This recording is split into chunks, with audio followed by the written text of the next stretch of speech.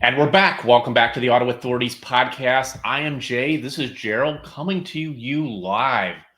Whoa, whoa, whoa. Hold on here a second.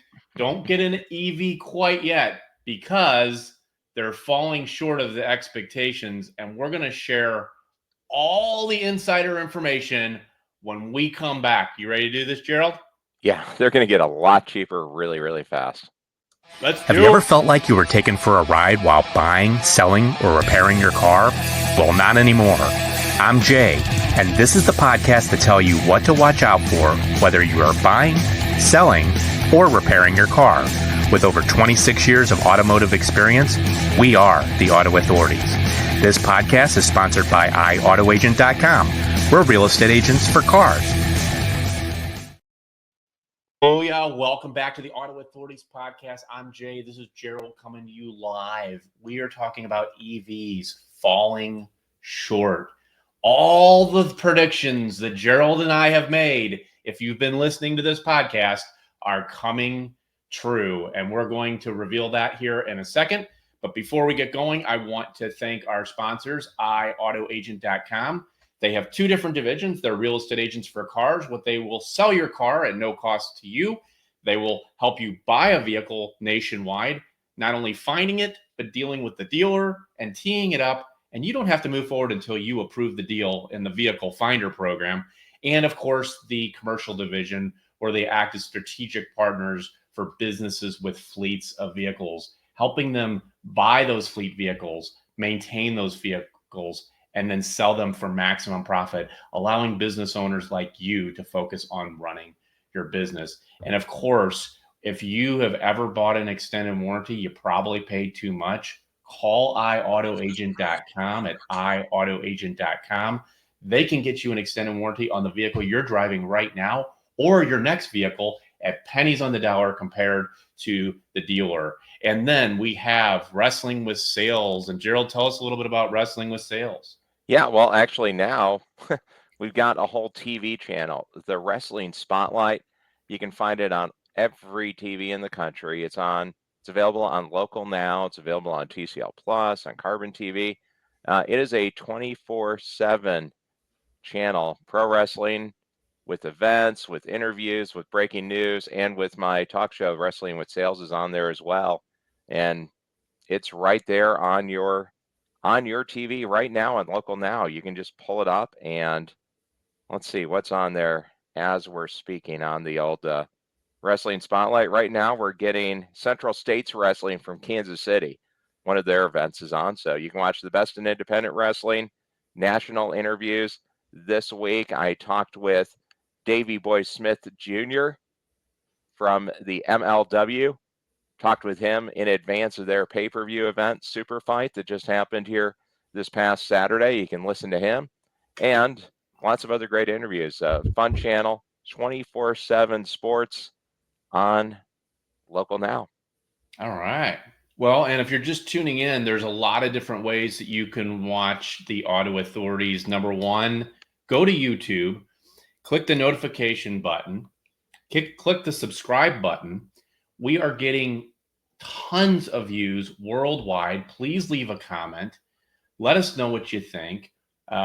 We also have the Facebook group page, the Auto Authorities. We have 19 other different channels by just going to the autoauthorities.com, and you can literally listen to us on Pandora and iTunes and Google Podcasts and all the different ones that are out there.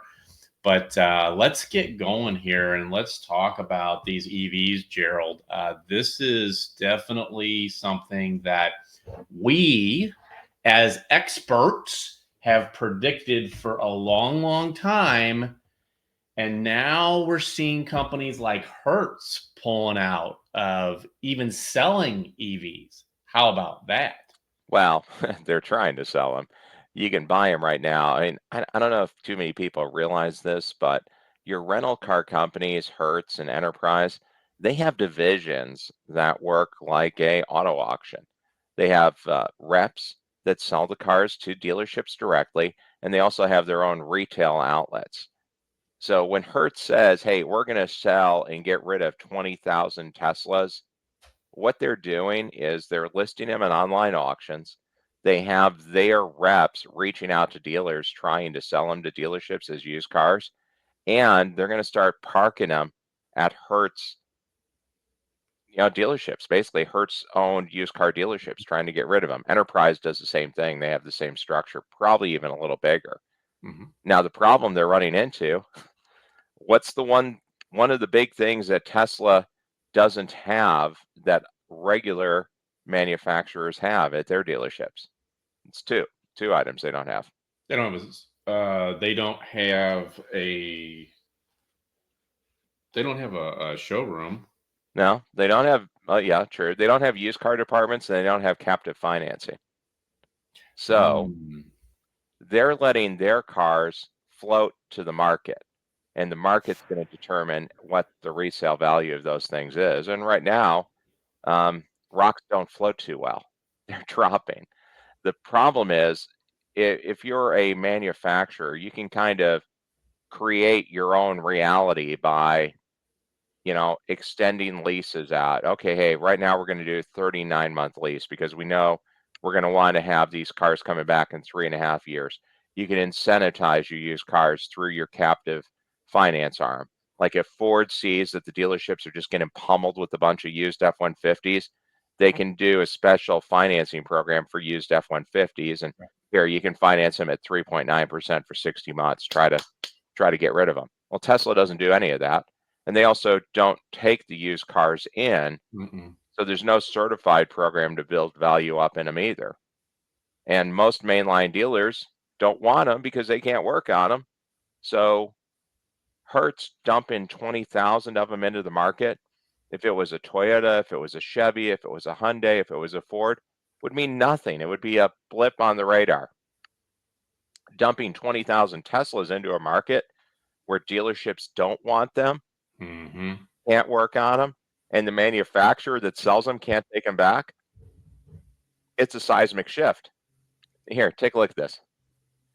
$17,700 gets you a 2021 Tesla Model 3. And that's something, man. 18.1, 18.3. You can go on any of the used car sites, and if you go on a dealership auction site, they're just flooded with these things. Yep. They're not moving. Nobody's buying them.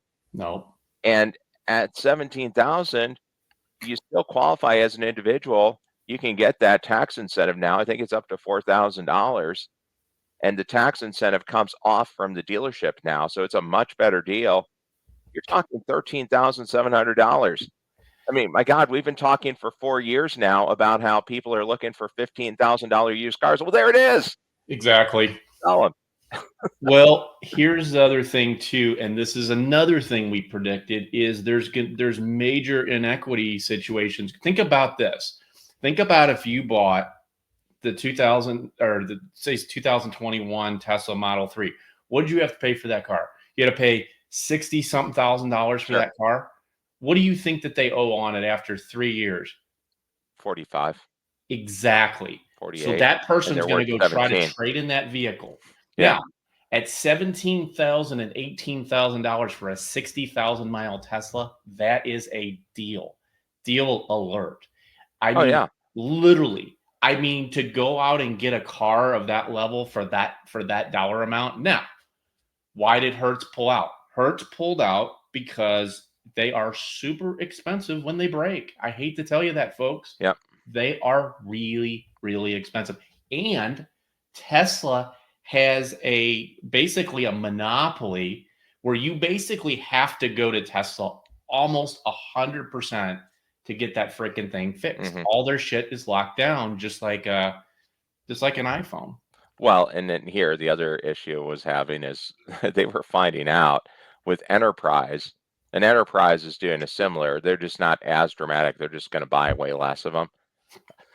More crashes per rental by a massive amount than regular cars because people weren't able to judge the acceleration because they do accelerate faster and you don't really realize you're going because they're so quiet. And the majority of Tesla rentals were being rented by people driving them for Uber.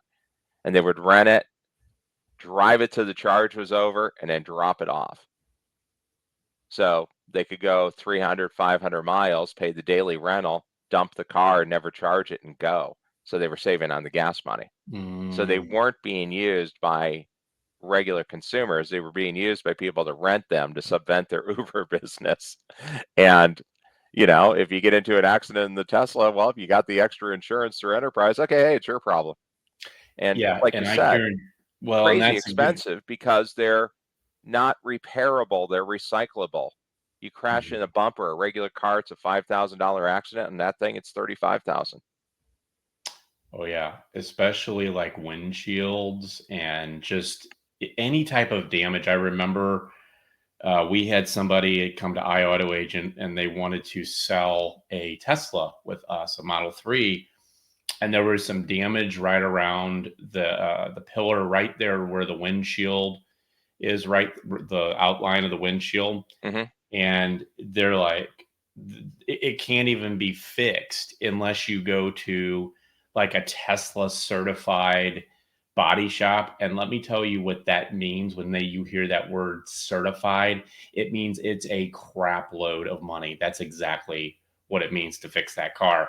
And truly, like, this is a big deal. Like, we are bringing to your attention right now.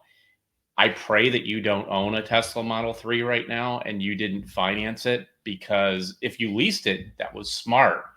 If you financed it, not so smart. Because Elon Musk wants those cars back too. Well, I mean, what are they going to do with them though? They don't sell them.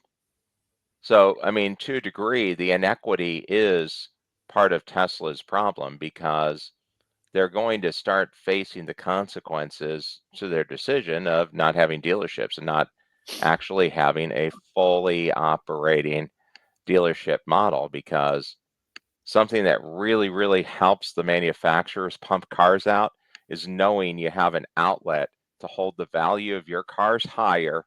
That's what certification is. That's why manufacturers do it.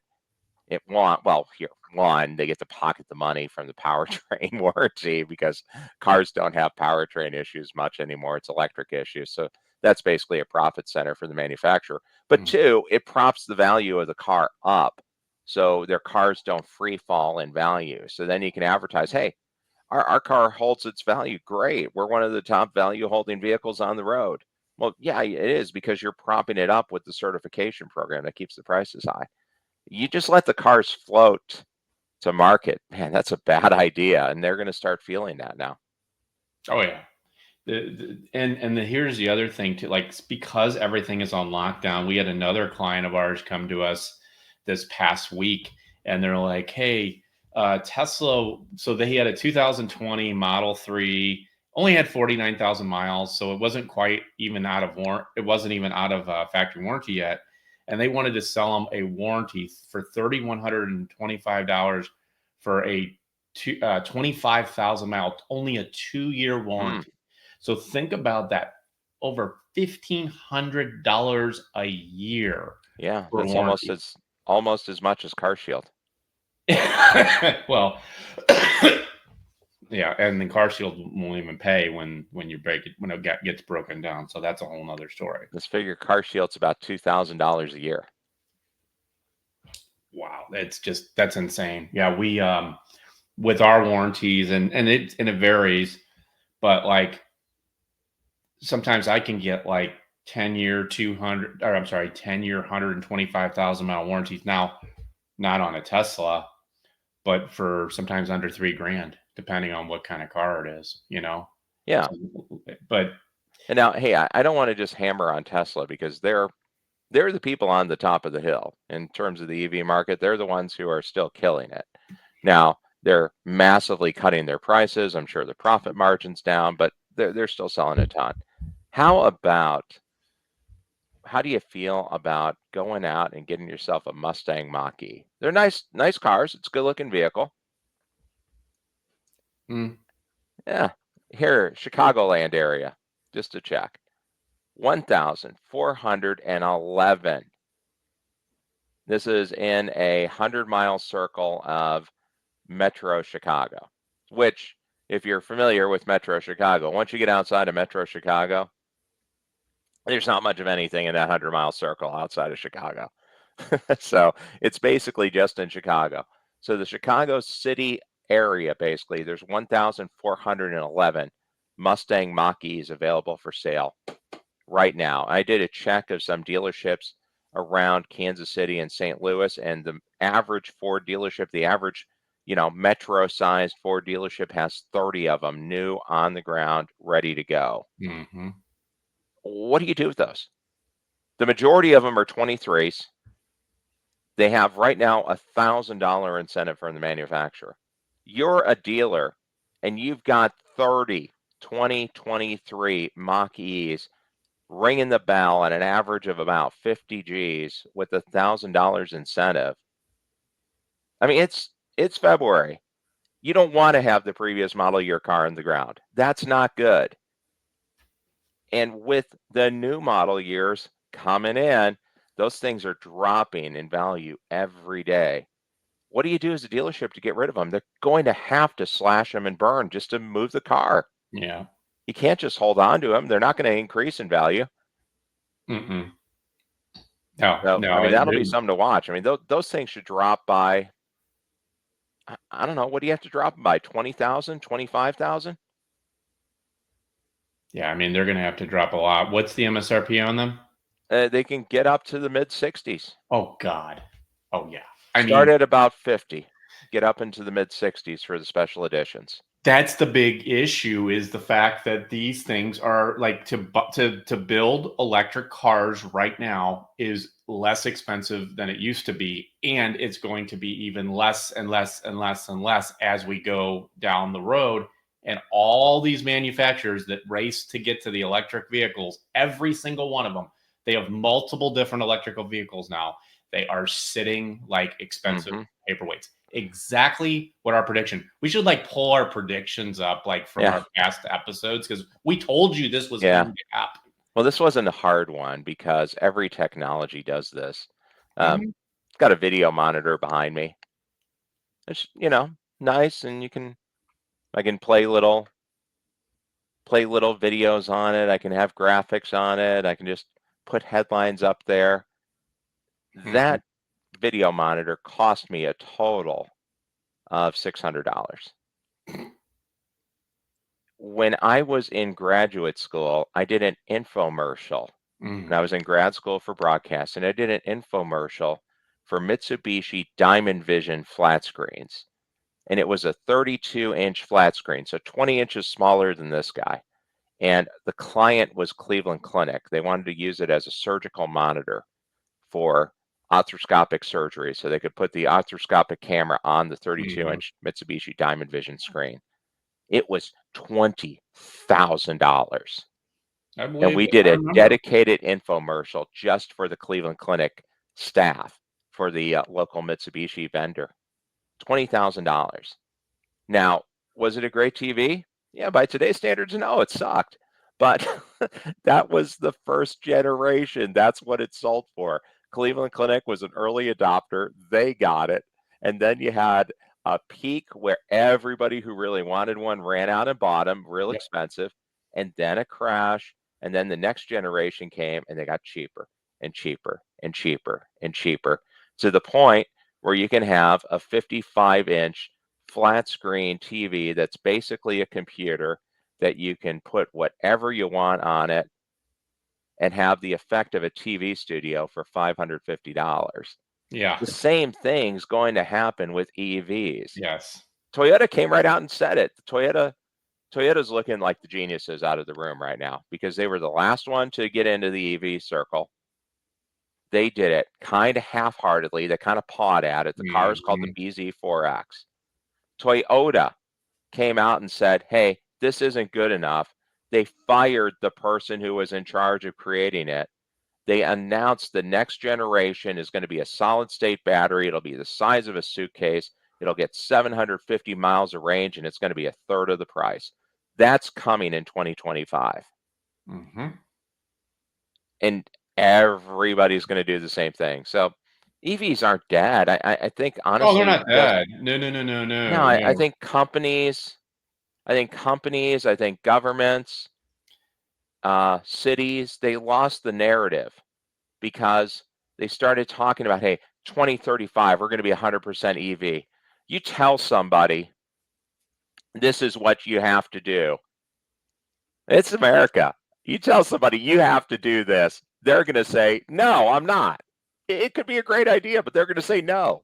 You have to Nobody convince wants to them be that told. you need to follow. It's the right idea. And it was way too much of a push and not enough of a pull. We're doing this. We're doing this. We're doing this. There's a reason why Buick dealerships, 1,000 of them just said, forget it. We're done. We're not going to sell all EVs. We're out. Right. Yep. Long term, it's probably a pretty stupid decision, but short term, a bunch of them gave up the dealerships. Well, to wrap this up, basically, we made the prediction, everybody. EVs are not dead, but they're coming down in price. And just be very, very careful on how much you pay for one, because if you're taking a 5-year loan, 6-year loan, you might be in trouble. And we'll leave it at that. Any final notes there, Gerald, before we part? Sure. Hertz has 20,000 of these pigs. Go to your local Hertz dealership. Heck, offer them 12 grand. They may say yes. They got 20,000 of them. They need to go. Unbelievable. All right. Well, everybody, thanks for joining us today. I'm Jay. That's Gerald, and we're signing off. We'll see you next week. Peace.